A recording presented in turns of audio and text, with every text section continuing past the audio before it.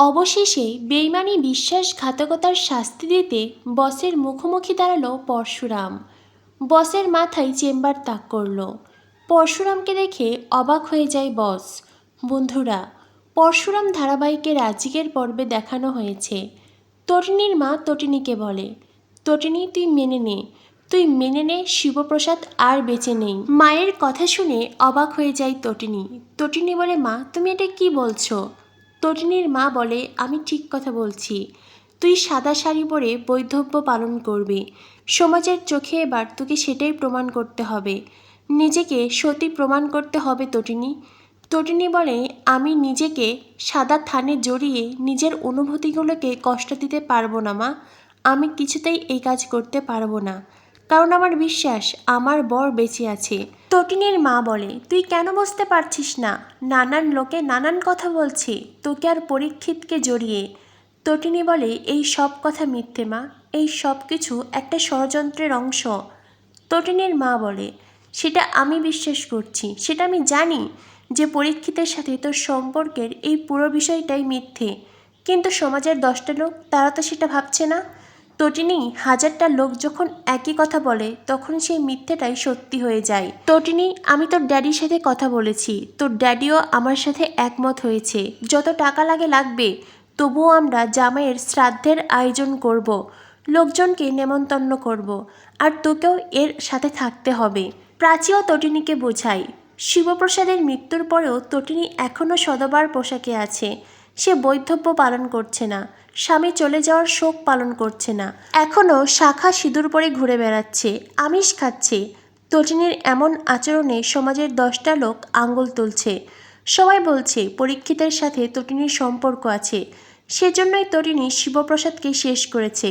তাই এই সবার মুখ বন্ধ করতে তটিনীকে বৈধব্য পালন করতেই হবে, পরশুরামের শ্রাদ্ধ করতেই হবে। তটিনী প্রাচীকে ধমক দেয়, তাকে থামিয়ে দেয়। লাট্টু পিকো নানান প্রশ্ন করতে থাকে, আর সব কিছুতে আরও বেশি অসহায় হয়ে পড়ে তটিনী। তটিনী অঝরে কাঁদতে থাকে, কি করবে সে জানে না। তখনই সেখানে আসে পরশুরামের বস। পরশুরামের বস তটিনীকে জানায়, আমরা আমাদের ডিপার্টমেন্টের সাহসী অফিসার পরশুরামের চলে যায় গভীরভাবে শোকাহত, আর সেজন্যই আমরা একটা শোক সভার আয়োজন করেছি, আর সেজন্যই আমরা আপনাকেও ইনভাইট করতে এসেছি, কারণ আপনি পরশুরামের স্ত্রী সহধর্মিণী ছিলেন। পরশুরামের বস আরও নানান কথা বলে, পরশুরামের নামে ভালো ভালো কথা বলে, যাকে বলে কুমিরের কান্না। এদিকে দেখানো হয় পরশুরাম বলরামের সাথে গোপন মিটিং করছে। একটি রেস্টুরেন্টে বলরাম বসে আছে, আর ওয়েটারের ছদ্মবেশে আছে পরশুরাম। বলরাম পরীক্ষিতের ব্যাপারে সব তথ্য পরশুরামকে দেয়। এই যেমন পরীক্ষিত এখনও অবিবাহিত, তবে অনেকগুলো মেয়ের সাথে তার সম্পর্ক রয়েছে। পরীক্ষিত ভালো ছেলে নয়, তাদের পারিবারিক ব্যবসার সাথে জড়িয়ে আছে কর্ণ চ্যাটার্জির ব্যবসা, সেজন্যই হয়তো পরীক্ষিত কর্ণ চ্যাটার্জির কথাই নাচছে। বলরাম আরও একটা তথ্য দেয়, যেটা শুনে অবাক হয়ে যায় পরশুরাম। কর্ণ চ্যাটার্জি, জিৎ মুখার্জি, পরীক্ষিত সবাই মিলে তটিনীর বিরুদ্ধে আরও একটা নোংরা ষড়যন্ত্র করছে। তটিনী আর পরীক্ষিতের বিয়ের কার্ড ছাপানোর কথা ভাবছে তারা, মিথ্যে বিয়ের কার্ড, তবে সমাজের চোখে সেটাকেই সত্যি প্রমাণ করবে তারা। এমনভাবে গল্প সাজাবে যাতে করে সমাজের সব লোক তটিনীকে কলঙ্কিত মনে করে। সবাই এটা বিশ্বাস করে নেয় এই পরীক্ষিতের সাথে সম্পর্কের জেরেই নিজের স্বামীকে শেষ করেছে তটিনী। পরশুরাম এই কথাটা শুনে অবাক হয়ে যায়। তখনই সেখানে আসে জিৎ মুখার্জি, পরীক্ষিত আর বাবিন, তিনজনে গোপন মিটিং করতে এসেছে, যাকে বলে পরিকল্পনা। পরশুরাম ওয়েটারের ছদ্মবেশে তাদের টেবিলের দিকে এগিয়ে যায়। তখনই হোটেলের ম্যানেজার পরশুরামকে বলে, ওদিকে কোথায় যাচ্ছ? পরশুরাম তখন নিজের আইডেন্টিটি কার্ড দেখায়, আর ম্যানেজারের মুখ বন্ধ হয়ে যায়। পরশুরাম বলে, নিজের মুখ বন্ধ রাখবেন। এই বলে পরশুরাম জিৎ মুখার্জির টেবিলের দিকে এগিয়ে যায়। তারপরে তাদের কথা শুনতে থাকে। এক পর্যায়ে তারা কী খাবে জানতে চাইলেই জিৎ মুখার্জিরা খাবার অর্ডার করে, কিন্তু পরশুরাম তখনই সেখান থেকে সরে না, বরং 2 কদম হেঁটেই থেমে যায় আর জিৎ মুখার্জিদের কথা শুনে। সত্যি সত্যি বলরাম যে কথাটা বলেছে সেই পরিকল্পনা করছে তারা। মিথ্যে বিয়ের কার্ড ছাপানো হবে। তটিনীকে কলঙ্কিত প্রমাণ করতে যা যা করতে হয় সব কিছুই করবে তারা। শুধু তাই নয়, আজ মধ্যরাতে তটিনীর বাড়িতে যাবে পরীক্ষিত, তটিনীকে আরও বেশি কলঙ্কিত করতে। জিৎ মুখার্জিদের কথা শুনে অবাক হয়ে যায় পরশুরাম। পরশুরাম মনে মনে ভাবে, পশুরা রাতের অন্ধকারেই শিকার করে। এদিকে দেখানো হয় বাবিন হঠাৎ করেই নোটিস করে ওয়েটার ওখানেই দাঁড়িয়ে আছে।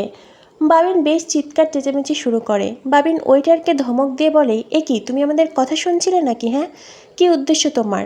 এরপরেই জিৎ মুখার্জি উঠে আসে। ওয়েটারের মুখ দেখতে চায়। পরশুরাম কিভাবে নিজেকে বাঁচাবে সে জানে না। মাথা নিচু করে দাঁড়িয়ে আছে পরশুরাম। অন্যদিকে বলরামও হাতে চেম্বার তুলে নিয়েছে। সঠিক সময় বুঝে চেম্বার চালাবে সে। কিন্তু তখনই কর্ণ চ্যাটার্জি জিৎ মুখার্জিকে কল করে। জিৎ মুখার্জি কর্ণকে জানায় পুরো পরিকল্পনাই তৈরি, এবার তটিনী কিছুতেই নিজেকে বাঁচাতে পারবে না।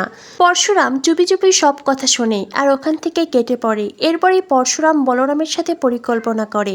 শত্রুপক্ষ ঠিক যেভাবে তটিনীকে ফাঁসাতে চাইছে, পরশুরাম এইবার সেই চালেই শত্রুপক্ষকে ফাঁসাবে। এটা শুনে বলরাম বলে, কিন্তু কি করে? পরশুরাম বলে, মায়াকে লাগবে। বলরাম বলে, কিন্তু মায়া তো তোর বেঁচে থাকার সত্যিটা জানে না। পরশুরাম বলে, প্রয়োজনে জানাতে হবে।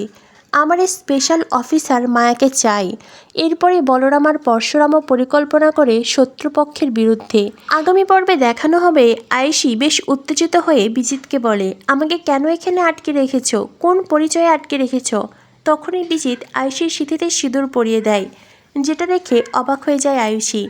অন্যদিকে বলরাম তার বসকে বলে, স্যার, একজন লোক আপনার সাথে দেখা করতে এসেছে। বস বলে, কিন্তু এখন তো আমার জরুরি মিটিং আছে।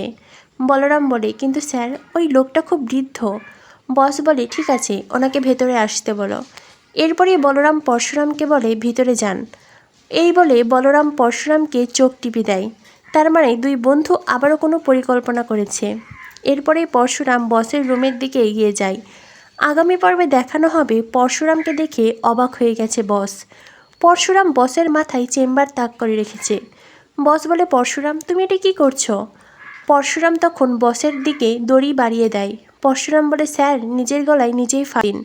যেই কথা শুনে অবাক হয়ে যায় বস। তো বন্ধুরা, বুঝতেই পারছো, অবশেষে প্রতিশোধ নিতে ফিরে এসেছে পরশুরাম। বসকে বেইমানির শাস্তি দেবে সে। পরশুরাম কি শেষ অবধি সফল হবে, নাকি শত্রুপক্ষের জালে আরও বেশি ভয়ঙ্কর হয়ে উঠবে এই খেলা? কি হতে চলেছে পরশুরাম ধারাবাহিকে? পরবর্তী আপডেট পেতে আমাদের সাথেই থেকো। ধন্যবাদ সবাইকে।